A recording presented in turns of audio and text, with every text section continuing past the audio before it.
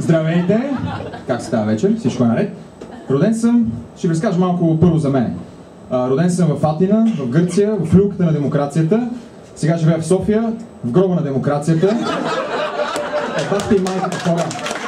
Бахте и майката от всекъде! Много често ме питат къде ми харесва повече. Тук или в Гърция. И аз имам един заготов отговор такъв.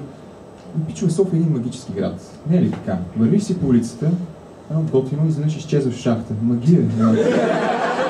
Просто те няма.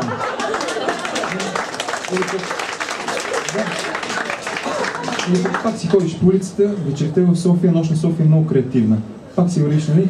30 начина да те набият. Просто се различи. А пък и мисля, че всъщност софиянци имат много сходни обноски с лондончани. И двамата, ако те настъпат в метрото, казват сори. Само не опа, казва българина по-различно. Но щиви хора има. Всичко е наред, всичко е прекрасно. София през пролета също много ми харесва. Само че има и проблем с пролетната умора. Не знам вие как сте. В Гърция също имаме пролетна умора, само че не го наричаме баш така. Нали? Не е умора, ми мързел и не е пролетен ни целогодишен. И много ме мързи, много не ми се правят някакви работи, особено нали, да работя, някаква физическа работа, не мога да дигнат от леглото хора.